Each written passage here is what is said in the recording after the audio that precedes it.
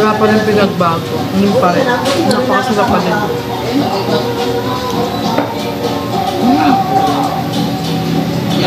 Sobrang sarap.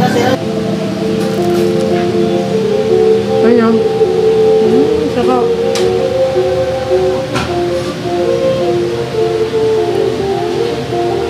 Yun pa rin yun eh. Yun pa rin yung lasa. Wala pa rin pinagbago. Ito sa mga idol. Ayun ang mozzarella niya mga idol. Hindi tinipid pero sobrang sarap.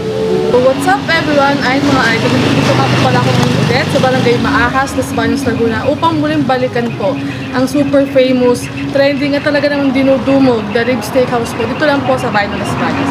So basically mga idol, sa mga nakafollow po sa akin ever since, talaga naman po simulat-simulat sa pool. So basically mga idol, ito pong Rib Steakhouse po na located po sa Barangay Maahas, Las Baños, Laguna. Sila po basically mga idol yung kauna-unahang food stall po na ginawang ko ng konti. So para po sa kalaman ng lahat, sarap po talaga yung kauna-unahang stall na binidyo ko po. Kumbaga, wala si Rib Sarap, wala pong Idol Jess na inyo po napapanood po ngayon. Kaya mga idol, tara samahan nyo ako mag-food sa kauna-unahang food stall na pinuntahan ko dito lang sa bayan ng Las Baños. Kaya pwede nyo mga idol. Good day everyone! For today's video ay samahan nyo ako muling balikan ang nag-iisang Rib Steakhouse na pinagmamalaki ng bayan ng Las Baños. Ito ang Rib Sarap Las Baños na located po sa Barangay Maahas, Las Baños, Laguna. Hindi po sila mahirap hanapin dahil katapat lamang po sila ng convenience store na 7-Eleven. Tapos diretso lamang po kayo, bandang right side ay makikita nyo po agad ang kanilang steakhouse. Paano nga ba nila napapanatili ang kanilang pagiging trending sa merkado sa loob ng ilang taon? Dahil nag-o-offer lamang sila ng high quality ribs na sobrang sarap and yet hindi mabigat sa bulsa. Plus, idagdag mo pa rito ang kanilang well-trained, super accommodating, and super friendly nilang mga staff and crew. And when it comes to ambience ng store, you can enjoy your food with their alfresco setup. And if nag-worry ka for parking spaces, meron po silang enough parking space for their customers. And one more thing mga idol, si Rib Sarap nga po pala is made to order. Ibig sabihin lang po niya na once na umorder po kayo, ay saka lang po nila lulutuin ang in-order ninyo. Just to assure you na fresh and good quality food ang maisaserve nila sa inyo. So ayun nga mga idol, and syempre order is served mga idol. Ayan, ito po yung famous and trending na talaga ng isa po sa product na pinagmamalaki ng Rib Sarap. Dito lang po sa Las Baños, Laguna. So basically mga idol, ito po yung isa sa favorite ko dito po sa Rib Sarap. Ito po yung mozzarella sticks. Ayan mga idol. So basically dalawa po ang sauces niya or yung dip niya. So ito yung isa kanyang parang garlic mayo, parang garlic mayo or white sauce. Ayan. Ito yung pinaka gusto ko talaga sa lahat. So basically mga idol, yung kanilang mozzarella stick is meron po 5 piraso. Ayan mga idol. Meron siya 5 piraso for only 129 pesos. So kailangan lang po kapag order po kayo dito sa Rib Sarap is mas aga-agahan nyo kasi po maaga po nang sold out yung kanilang mozzarella stick. So pag hinihintay nyo mga idol, yung pinaka best part talaga na ating vlog yung tikiman time. So try na natin mga idol yung kanilang mozzarella stick. Kung talaga may pinagbago ba yung lasa or still ganun pa rin lasa na talaga masarap pa rin. So try natin. Try muna natin yung walang beef. Ayun. Sarap.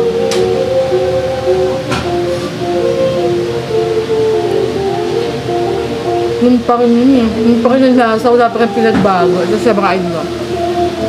Ayun ang mozzarella niya mga idol. Hindi tinipid pero sobrang sarap. Ayun o. Nalabas yung mozzarella niya. So try naman natin ngayon mga idol ng merong dip. Ito kasi pinakagusto ko sa kanila eh. Yung white sauce nila. Sobrang sarap talaga ito. Ayun. Dip natin dito mga idol. Ayun yung sauce niya. Dip natin. Tapos, big bite pang idol.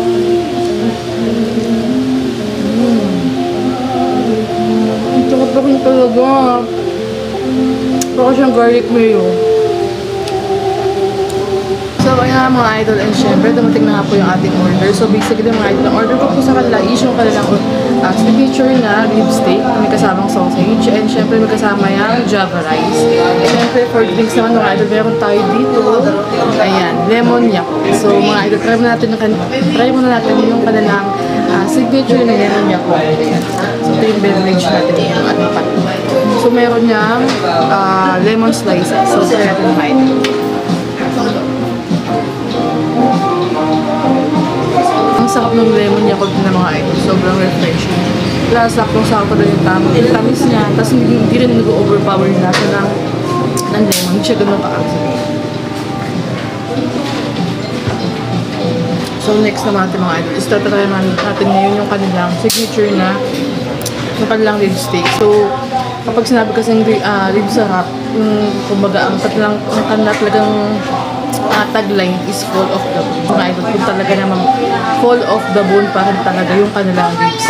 Pero syempre, once na-order kayo ng steak sa kanilang mga idol, may kasama na yung steak sauce. Ito yung steak sauce ng mga idol. Ayan yung steak sauce.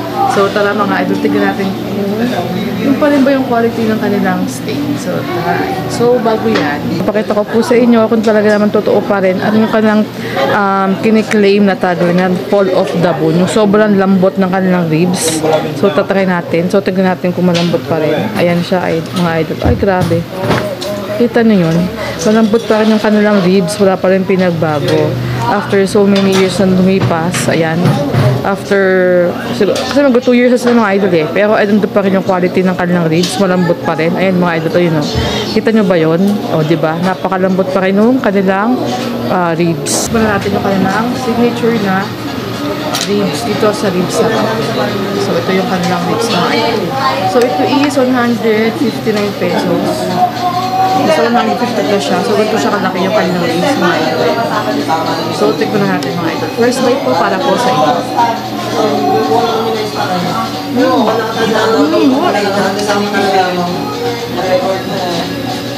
Ang lambot ng pork mo. Grabe yung sarap.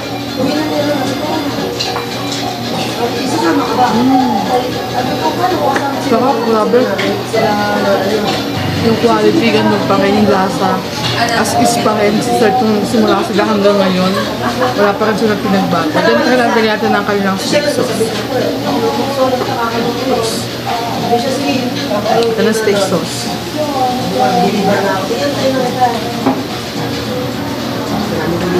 Ang lambot.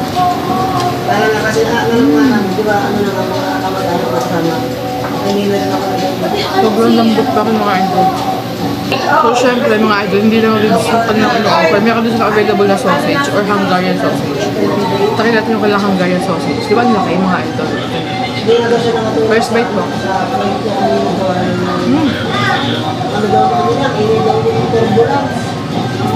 Sarap. Yung sausage sila mga idol, meron palang cheese na kasama. Parang cheese sa Hungarian sausage, ganun. Ang sarap, ang juicy na. Promise. Gantong sausage yung gusto ko. Yung pagkagat mo parang crunchy pa rin siya. Ano? Nga pa rin pinagbago. Sarap. Ang sarap ka pa rin talaga. Kaya naman, if you're looking and craving for quality barbecue ribs pero swak sa bulsa, tara na't subukan ang tinaguriang full of the bone ribs ng Rib Sarap Las Baños. Again, this is Idol Jess at muli niyo po akong samahan sa aking mga food trip. Thank you for watching and see you on my next vlog.